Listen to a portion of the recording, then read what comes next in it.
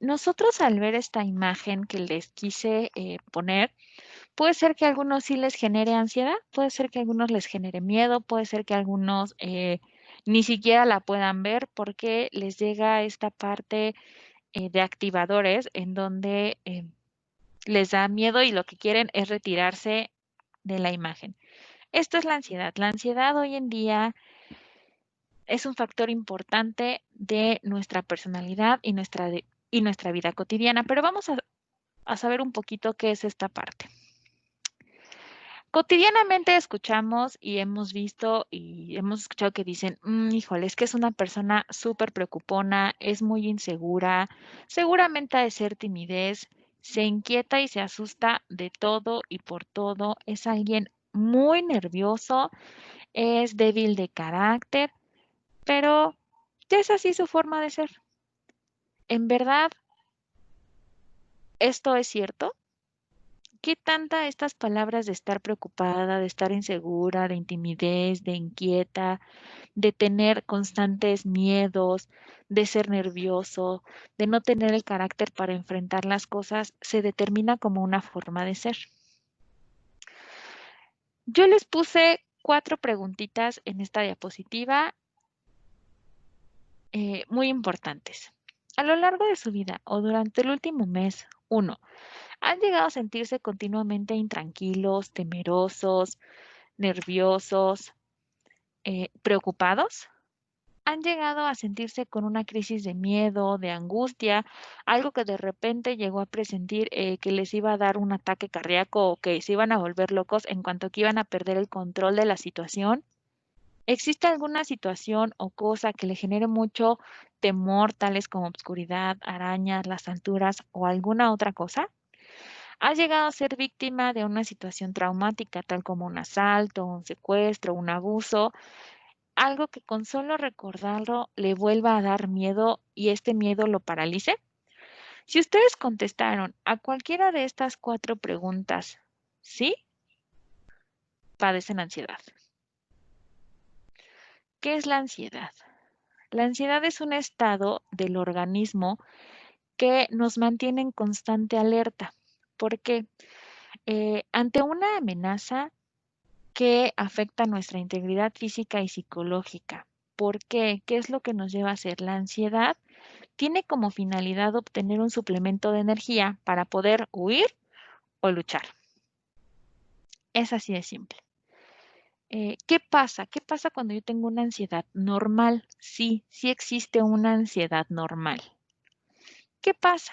Pues es un dispositivo, es una parte que todos tenemos y disponemos genéticamente como posibilidad de reacción, de respuesta y nos adaptamos a una situación. ¿Qué más?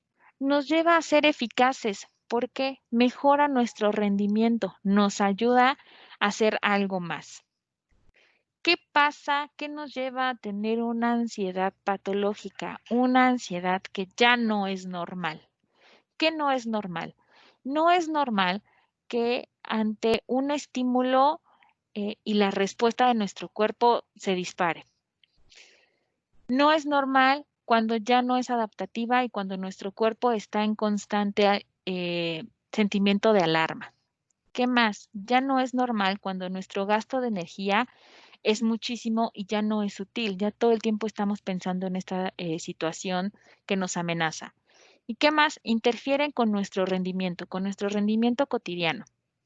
Vamos a un ejemplo muy sencillo. No sé si alguno de ustedes en alguna ocasión haya presenciado un temblor en la Ciudad de México. Vamos a ver una ansiedad normal. Una ansiedad normal es escuchar la alerta sísmica, huir, ¿ok? Salir del lugar en el que me encuentro de la manera calmada, respirando, sin correr, sin empujar, sin afectar a nadie y ubicarme en una zona segura. ¿Para qué? Para salvaguardarme de la amenaza que está afectando mi integridad física y mi integridad psicológica. Hasta ahí es una ansiedad normal.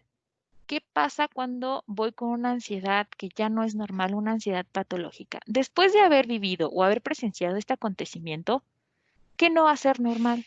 que ante cualquier movimiento que yo distinga o que mi cuerpo distinga o mi mente como que está temblando, yo quiera salir corriendo y me quiera poner a, a salvo de esta situación amenazante. Cuando todo el tiempo estoy pensando que va a temblar, cuando todo el tiempo estoy pensando que seguramente hoy sí tiembla porque hace calor, seguramente hoy sí tiembla porque los dos pajaritos que están pasando enfrente de mí están volando en direcciones contrarias, todo el tiempo estoy en alarma, en estado de alerta, en estado para huir. Mi gasto energético es demasiado porque al mi cuerpo, al estar preparado para querer enfrentar esta situación, en cuanto a energía gastamos muchísima. Además, ¿qué pasa? Que interfiere con todo mi rendimiento. Si yo todo el día estoy pensando que va a temblar, que tengo que salir corriendo, que las llaves, que seguramente ahorita ya va a sonar la alerta sísmica, ¿qué pasa con mi trabajo? ¿Qué pasa con mi familia? ¿Qué pasa con las cosas que me gustan hacer? Las vamos perdiendo y nuestro rendimiento va disminuyendo. Vamos en una parte muy importante y básica en cuanto a la ansiedad. ¿Qué siento? Esta parte se las va a dar el doctor. Si tienen dudas, igual al final se las respondemos todas. Hola, buenas tardes. Espero que todos estén muy bien. Muchas gracias por la invitación, Karina. Vamos a hablar de qué es lo que presentamos físicamente y fisiopatológicamente, qué es lo que sucede. Como ya dijo mi compañera Karina, la ansiedad es algo normal. Es una serie de descarga de químicos en el cerebro que nos ayuda a combatir o huir de un estado de peligro. ¿Ok? Como es por el ejemplo que puso del temblor. En el cerebro se liberan una serie de catecolaminas que, bueno, en este caso la adrenalina, que es lo que nos ayuda a tensar los músculos, a que tengamos un poco más de fuerza o que reaccionemos más rápidamente para poder combatir o ponernos a salvo en ciertas situaciones. Pero en un estado anormal o diferente, tenemos esta descarga aún sin tener este estímulo que ya mencionaba, este estímulo que nos hace entrar en este estado de alerta. Y eso es cuando ya es un problema, ya no es algo normal. ¿Qué podemos sentir? Palpitaciones, respiración más agitada, dolor de garganta, sensación de un nudo. Eh, esta, esta diapositiva tiene un poco de mucha información porque es para que ustedes puedan identificar después. Esto se les va a hacer llegar a cada uno de ustedes para que ustedes puedan identificar cada uno de los síntomas que pueden presentar y saber si es necesario identificar qué es lo que está causando estas molestias para que busquen ayuda. No está mal pedir ayuda, a veces necesitamos un poquito de ayuda para hacer que estos estímulos que no son normales se disminuyan o poder manejar estos estímulos para que no presentemos estos síntomas. ¿Cuáles son? Inquietud o excitación nerviosa, la tensión muscular, sensación de incapacidad de relajarse, que pues es por toda esta descarga de químicos en el cerebro que empezamos a tensar los músculos, no podemos estar descansados, siempre estamos en estado de alerta porque estamos listos para combatir o huir, pero sin ningún estímulo presente. Dificultad para concentrarse, no puedes hacer las actividades diarias, te quita mucha energía, como mencionaba. Lo que hacemos es que la glucosa se convierte en energía en el cuerpo o los carbohidratos también, y esa energía, esa gasolina se va consumiendo porque estamos en un constante estado de alerta y esto nos va fatigando, cansando los músculos, cansando el cerebro. Si no descansamos correctamente, pues se vuelve un ciclo perpetuo, vuelves a presentar el ciclo, vuelves a presentar más ansiedad, más estrés y continúas con más síntomas como dolores erráticos o dolores que no son propiamente físicos, sino que los genera el cerebro como parestesias o una sensación de calambres, hormigueos o pesadez en los dedos, más que nada en las manos o en los pies. La sensación de opresión en el pecho, o falta de aire o sensación de que ya me voy a morir, me está dando un infarto, un dolor en el abdomen, un nudo en el estómago, no puedes pasar alimentos o como también nos puede manifestar vómitos, diarrea, eructo o mucha producción de gases. Cada quien lo va a manifestar de manera diferente. También podemos presentar palpitaciones o cambios en la presión arterial, temblores. Podemos presentar cambios en la temperatura corporal, mucho calor, o que sentimos la temperatura subiendo, sudoración, no tenemos necesidad de ir muchas veces al baño o no podemos evacuar para nada. Falta del apetito, se pierde por completo, el apetito en la anorexia o bulimia con sequedad de la boca, o a veces nos damos atracones con la bulimia, como comenté. El insomnio, ¿no? Que nos va generando irritabilidad o hiperestesias, que es la molestia a los ruidos muy elevados o nos molestan mucho más de lo que realmente son. Y aparte, el insomnio, porque no nos deja descansar, genera también un poco de estrés y de ansiedad, ¿sale? ¿Cuáles son los factores? Los que ya mencionó Karen al principio, esas 4 preguntas hay que saber identificarlas, porque eso nos puede predisponer a presentar un poquito de esto de ansiedad. También tiene que ver si hay historial familiar de ansiedad, de estos diagnósticos ya presentes de ansiedad, depresión, que son diferentes, pero eso también nos puede, coadyuvar a presentar estas molestias. Es y hay más datos, que son vivencia de miedo, temores difusos, miedo a perder el control por completo, que no tenemos el control de la situación en ese momento, a pesar de ser una cosa mínima, como por ejemplo, realizar una llamada por teléfono y no poder hablar con la persona que está al otro lado del teléfono, ¿cómo voy a hablar con ella? Me da mucho miedo hablar con personas, el miedo a hablar en público, muchas veces no manejamos ese miedo o nunca aprendemos a hablar en público y nos genera mucha ansiedad el hacerlo cuando te toca platicar en una conferencia en línea o algo así, también te puede generar un poco de ansiedad, pero es un miedo irracional que genera que estés muy estresado o un estado de alerta, gastando mucha energía.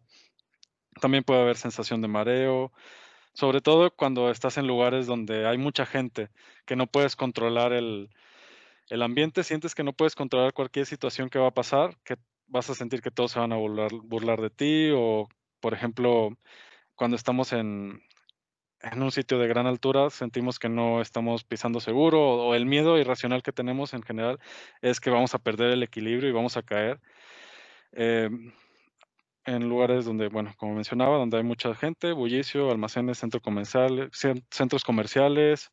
em, es mucho peor, este ataque de ansiedad es mucho peor si no vamos acompañados de alguien, porque nos sentimos seguros con esa persona, nos da cierta seguridad. Entonces, nos podemos aferrar a esa persona para que disminuya nuestro ataque de ansiedad, pero debemos de aprender a manejarlos solos para poder atacarlo e identificar estos factores o estos detonantes que están causando esta ansiedad. La ansiedad anticipatoria, que se presenta antes de ir a lugares a donde sabemos que va a haber mucha gente o que va a haber una situación que nos va a poner, que puede ser de vergüenza, que se van a burlar de nosotros.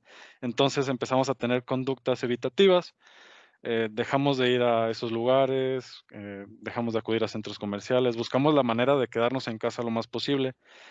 Las preocupaciones hipocondríacas, que son que escuchamos alguna enfermedad, por ejemplo, en este caso el coronavirus, y que nos da cualquier resfriado común, sentimos de que, ay, no, ya me está faltando el aire y buscamos ayuda con diferentes médicos, diferentes opiniones, incluso en un mismo día o en días consecutivos, buscamos diferentes opiniones médicas porque sentimos que lo nuestro es mucho más grave de lo que realmente tenemos.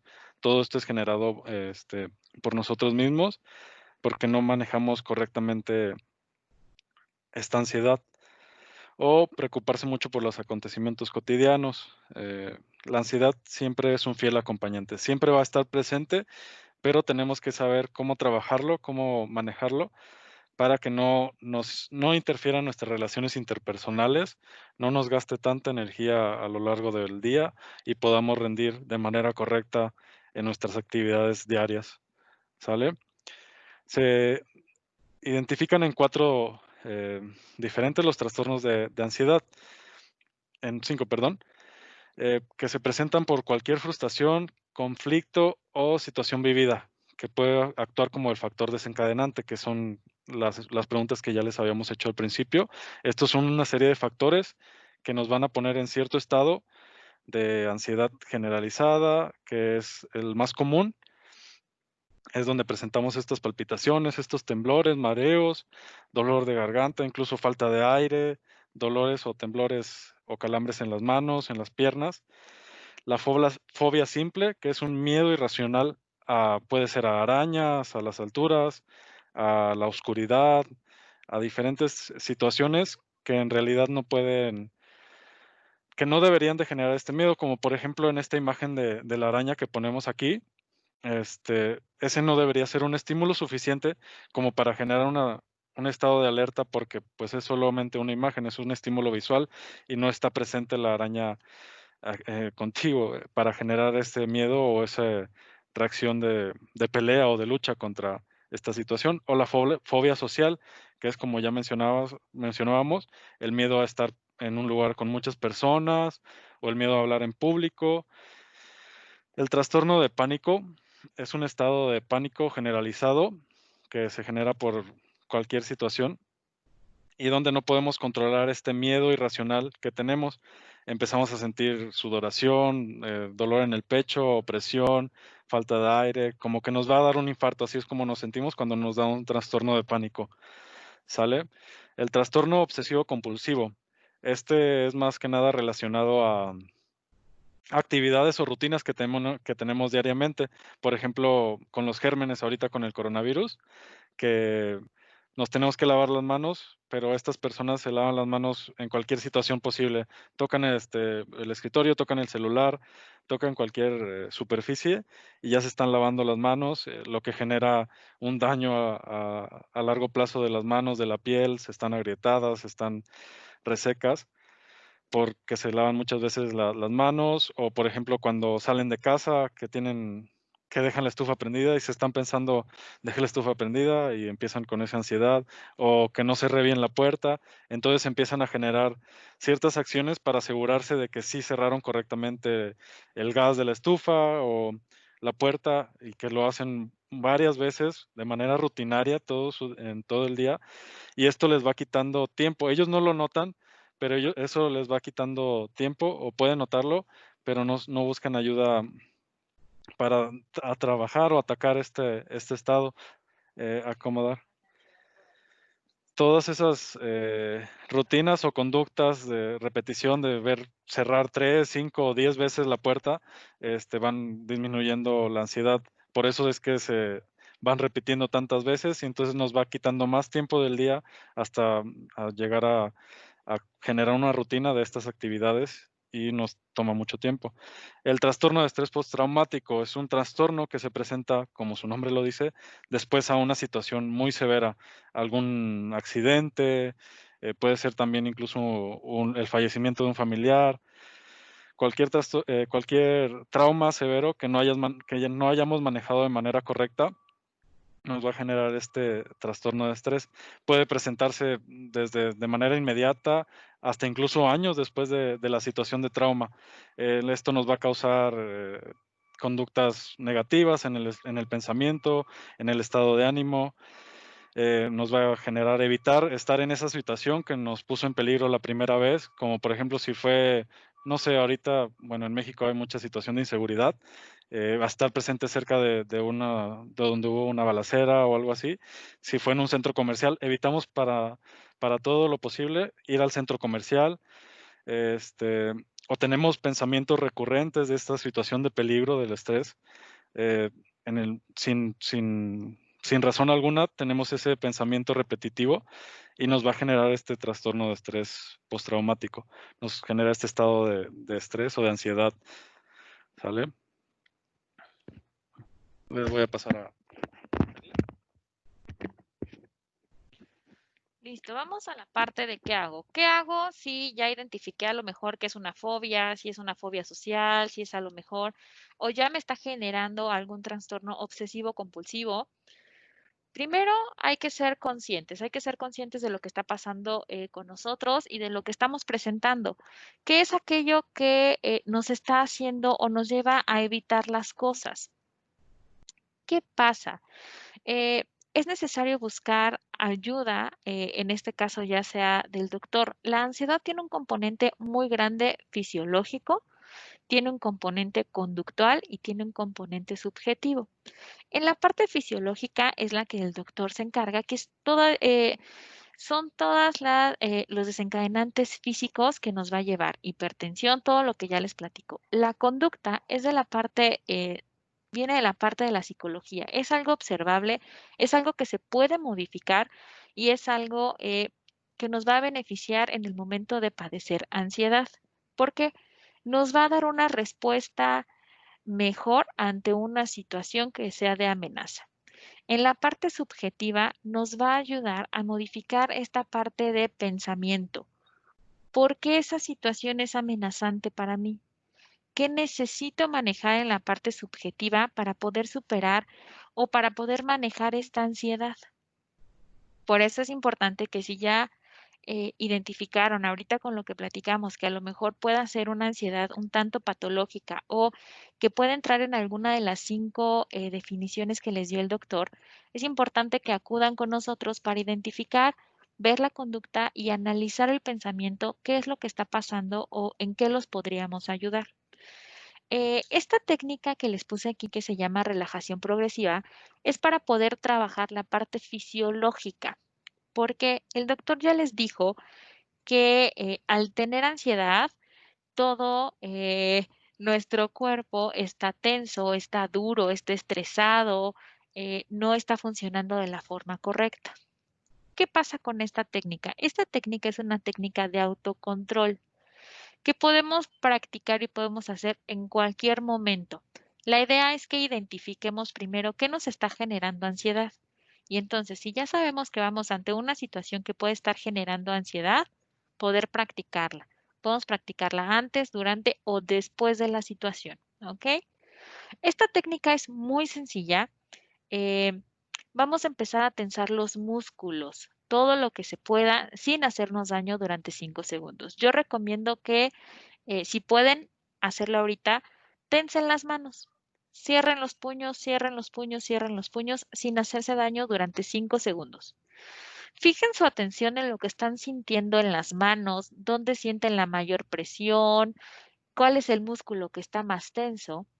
Después de que hayan relajado, van a soltar el músculo poco a poco, sintiendo cómo va desapareciendo la tensión, cómo la sangre está dejando de estar tan caliente, cómo nuestra mano se está abriendo poco a poco. Y vamos a disfrutar esta sensación durante 20 o 30 segundos. ¿Por qué?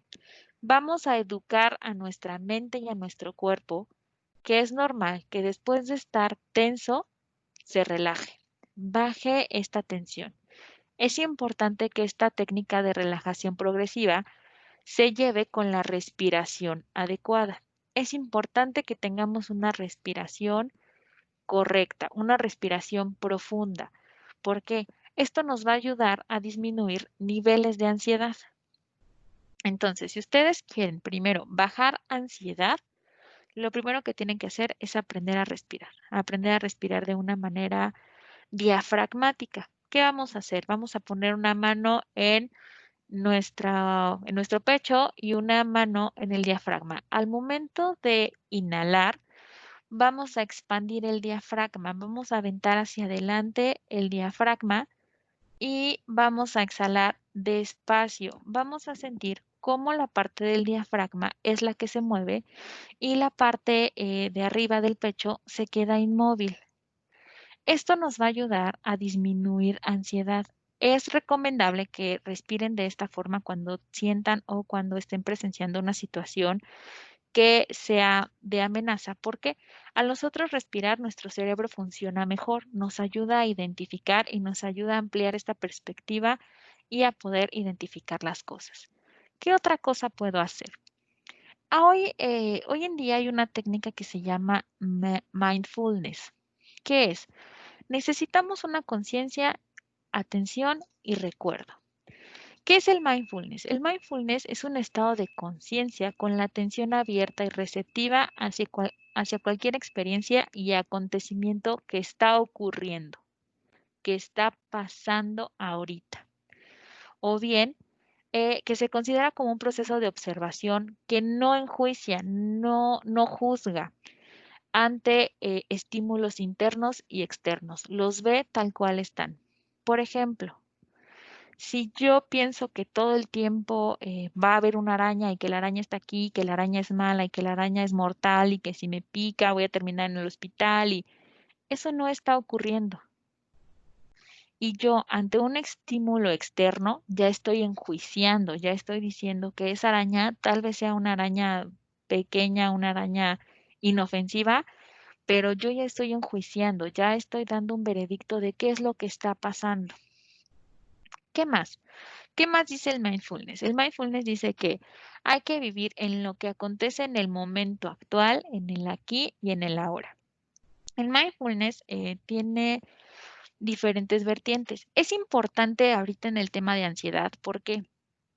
Porque nos va a ayudar a relajarnos, nos va a ayudar a mantener un equilibrio y a mantener una conciencia plena. ¿Cómo nos vamos a relajar?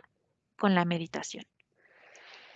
Sé que cuando digo meditación en algunos casos puede que sea como parte de alguna religión budista y que entremos en temas religiosos. Sí tiene algunas vertientes, pero no lo es todo. Se, ha, se han sacado las mejores cosas del mindfulness. ¿Para qué? Para dejar un poco al lado esta parte de la religión budista, pero tomar lo que nos sirve. ¿Qué es tomar lo que nos sirve? La meditación. ¿Para qué? Para relajarnos. ¿Qué más? Al nosotros tener conciencia plena con el mindfulness, vamos a identificar cuáles son los detonantes. Tengo una conciencia plena de todo mi entorno. ¿Qué es lo que pasa? ¿Qué es lo que siento que me está amenazando? ¿Qué es lo que siento? ¿Cuál es la conciencia de todo lo que está a mi alrededor? ¿Y qué es lo que sí puedo cambiar? Mi parte interior. Entonces viene un equilibrio. ¿Qué es este equilibrio? Es la autorregulación emocional. La autorregulación emocional me va a ayudar a identificar y a ver si, por ejemplo, son las arañas las que me dan miedo, ¿cómo puedo autorregular mi emoción, autorregular mi miedo? ¿Para qué? Para que cuando se presente una situación, esté una araña, yo no salga corriendo o no me paralice, ¿ok? Entonces, por eso es que el mindfulness hoy en día ha estado tomando mucha energía hacia diversos trastornos en cuanto a ansiedad y estrés. En muchas empresas, en muchas compañías se hacen técnicas de mindfulness. Yo les puse una meditación sentada. Es una meditación muy rápida, pero no nos va a dar tiempo de hacerla porque requiere de 20 a 30 minutos. Lo que les hice fue escribírselas lo más práctico para que ustedes lo puedan hacer en casa. Es tener por lo menos de 20 a 30 minutos que se dediquen para ustedes. Lo recomendable es que este tipo de meditación sentada lo hagan cuando se sientan ansiosos, pero también durante la noche. ¿Por qué durante la noche? Durante la noche bajamos estas defensas que tenemos a nivel psicológico. Entonces, cuando bajamos nuestras defensas, cuando ya estamos a punto de terminar el día, la meditación es muy buena, ya sea en la mañana o en la noche. Son los dos mejores momentos para mantener esta meditación. ¿En qué nos va a ayudar?